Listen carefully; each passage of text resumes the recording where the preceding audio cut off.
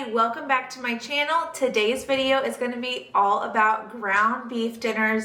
I love throwing together some ground beef dinners because it is so simple to do and they are just so hearty and delicious. So today I have 5 ground beef dinners. Let's go ahead and get started.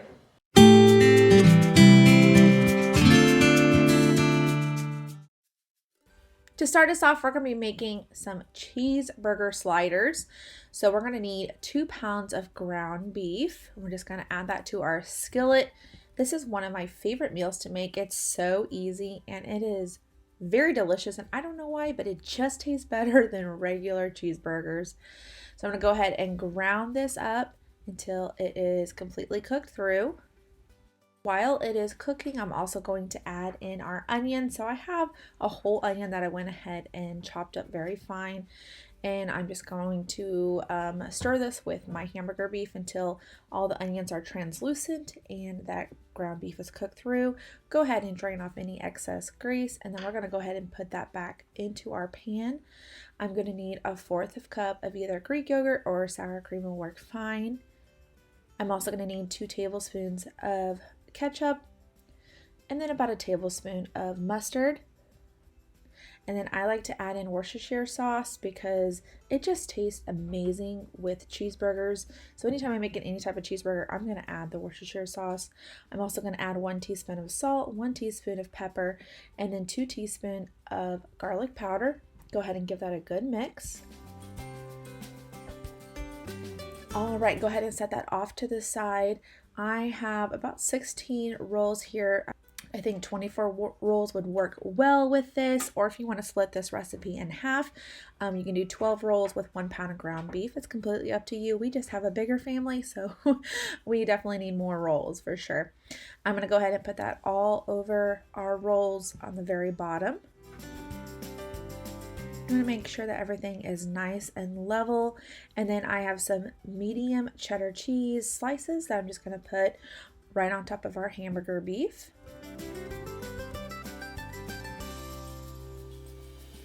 All right, so I have close to 8 slices that I put on our rolls, and then I'm just going to go ahead and put the top of our rolls on.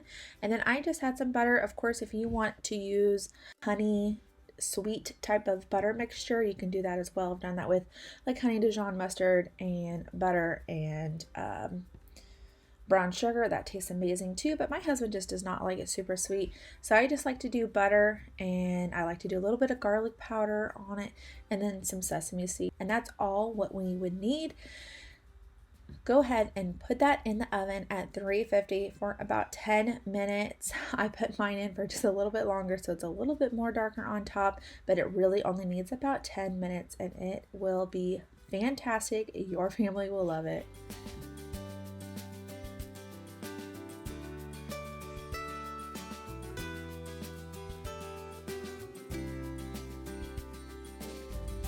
Up next is a very simple tater tot casserole. Growing up, this was something we had all the time, but I have not cooked it in a very, very long time, maybe only once since I got married. So I wanted to try this recipe again, and it is very, very simple to make. I have 1 pound of ground beef. I'm just going to go ahead and chop that up just a little bit. I also have 1 onion that I went ahead and put into this dish. And then once all that is translucent and the ground beef is cooked through, go ahead and drain off any excess grease. I'm also going to add 1 can of cream of mushroom soup and then 1/2 cup of sour cream or Greek yogurt works fine. Also 1 cup of cheddar cheese, and then just go ahead and give all of that a really good stir. Do make sure that you turn your heat down to a low to medium low heat. You don't want to scorch this since we're adding dairy products to this, so just want to make sure it's nice and warm before we're going to add it to our casserole dish. All right, now that everything has melted, we're going to just take that off the heat, and we're going to put that at the very bottom of our 9 by 13 pan. You can go ahead and grease this, but I think it'll be fine even if you don't grease it. I don't think it's going to stick at all because we're going to put our tater tots on top and not on bottom. If we had to put our tater tots on the bottom of the casserole, I definitely would grease this because I don't want it to stick. Go ahead and add about 25 to 30 ounces of tater tots. I love using the rounds. I just find that they just cook better and a lot faster. I'm also going to put in 1 cup of cheddar cheese, but if you want to add that towards the end, I think it melts a little bit better if you do it that way. This is what it looks like when you put it in the oven for about 30 minutes at 350. And let me tell you guys, so delicious. I love a good tater tot casserole, and I just feel like green beans has to be the side with tater tot casserole, and a salad would be phenomenal, but that's just how we enjoy it. Definitely a great weeknight dinner. Up next is a beef enchilada casserole, something that I truly enjoy making and my family enjoys eating. I have 1 pound of ground beef and then 1 small onion that I went ahead and diced up. We're just going to cook that together until the onions are translucent and your ground beef has been cooked through all the way. Do make sure you drain off any excess grease. I'm going to add 2 tablespoons of taco seasoning to this, and then just go ahead and give that a good stir. I also will have 1 10-ounce can of red enchilada sauce that we're going to add to our beef here, and then we're just going to give that another good stir. I have my daughter helping me with dinner. She absolutely loves helping me cook, but she does not love helping me bake at all. Cooking is her thing. So we're going to go ahead and take this off the heat into a 9x13 pan. I'm going to go ahead and lightly grease that. We don't want anything sticking to it. All right, I have some tortillas. We're going to need about 10 to 12 tortillas. I'm going to rip some of these tortillas up so that it's nice and level throughout our whole entire dish. I'm just going to put about 1/3 of the meat on the very bottom here, just right on top of our tortillas. And I'm just going to be layering a bunch of things. I have tomatoes I'm going to be layering. I have corn and black beans and cheese and sour cream. We're just going to be layering all of this to make it into a very nice casserole. So we have our corn, and I'm just dividing all this up into thirds.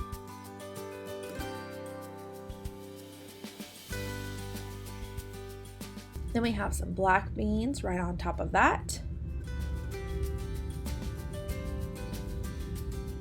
And then I have some Monterey cheese I'm going to be putting right on top of our black beans. And then I have some cheddar cheese because I like couple different options when it comes to cheeses. I think the blend just works for this type of dish as well.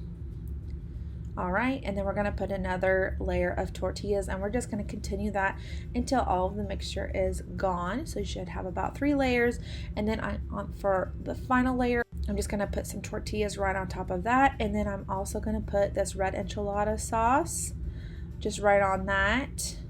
I want a good amount of sauce in this dish. You don't have to do another layer of red enchilada sauce.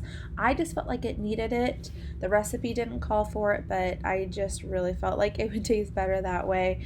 And then I also topped it with some cheese, and I'm just making sure that everything is nice and level on top.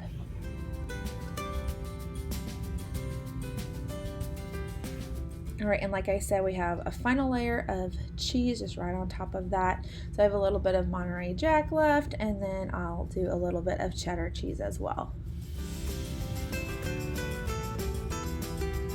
All right, and then I will be putting this in the oven at 350, usually about 30 to 45 minutes. I don't usually take it out until the edges are nice and crisp. That's how I know it's ready to go and it is all done. And it's nice and bubbly on the sides. I like to top this with some sour cream. And then we put it with some chips on the side as well. Y'all, this is fantastic. I know you could just do regular enchiladas, but I don't know, this just tastes amazing. Everyone in our family loves it, and it is just a hit.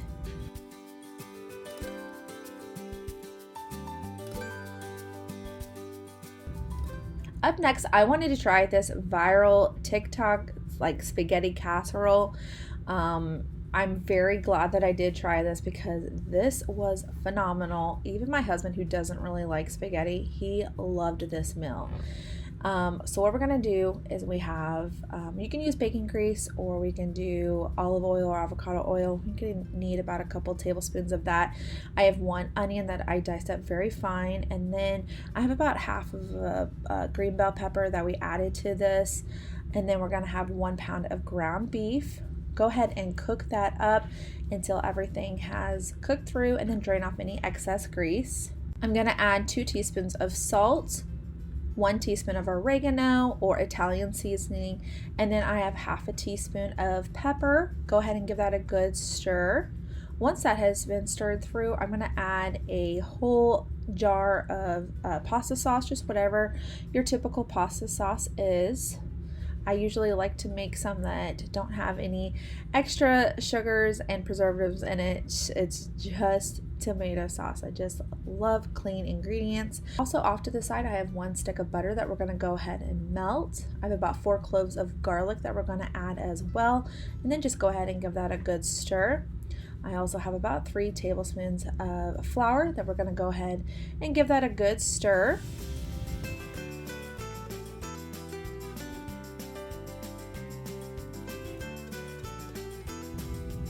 Once you have been stirring that for a couple minutes, we're going to go ahead and add 2 cups of half and half or heavy whipping cream, or a good mixture of the both.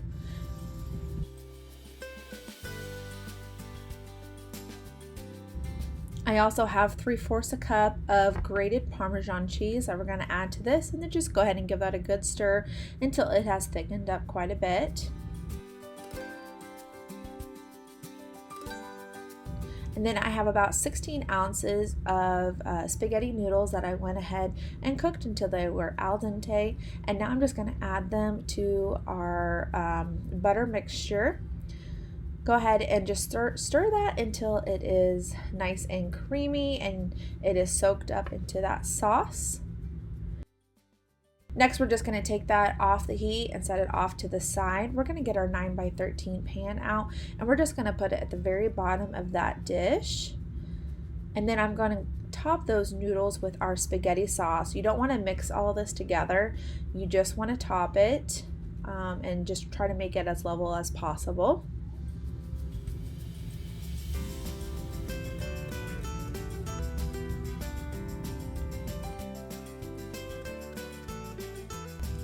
All right, next we're going to be adding our mozzarella cheese.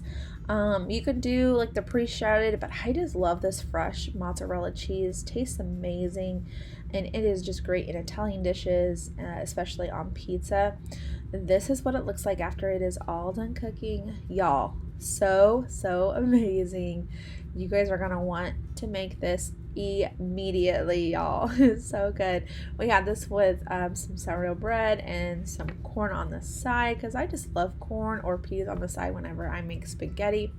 So delicious. These noodles are so creamy, y'all. This is an amazing way of making spaghetti, let me tell you. And for this last one, I wanted to do a hamburger and potato soup. Very simple, since we're going to be doing all of this in the crock pot. I have 1 pound of ground beef. Go ahead and drain off any excess grease and put that at the very bottom of your crock pot.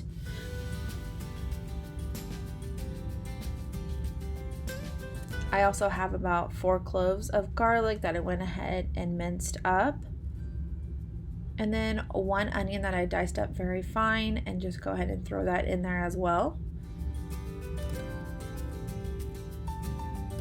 All right, I also have 6 cups of cubed up potatoes. We're just gonna toss that in there. I have about 10 ounces of mixed vegetables. Of course, you can do whatever type of vegetable you prefer. I like the mixed vegetables. I think they taste wonderful, especially if they're in the slow cooker and cooking for a long period of time.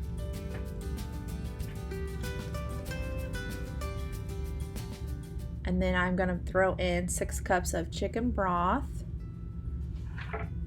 1 tablespoon of Italian seasoning, 2 teaspoons of parsley, and go ahead and throw the lid on and let that cook on a low heat for about 4 to 6 hours, just until those potatoes are nice and soft. All right, I have 2 cups of milk, or you can use half and half. And then I have about 4 tablespoons of cornstarch, or of course you can use flour. Go ahead and give that a good stir. And we're gonna look at our soup and you just make sure everything's nice and tender. Once you've made sure that the potatoes are nice and tender, we're gonna go ahead and put that cornstarch slurry. We're gonna go ahead and put that right into our soup mix and just go ahead and give that a stir. And you want to stir that for about 5 minutes. You just want to make sure it's nice and creamy. If it's not to the likeness that you're desiring, you can always add more cornstarch or flour to the mixture. This is what it looks like, y'all. This is a must. You must make this, absolutely, especially during the winter season.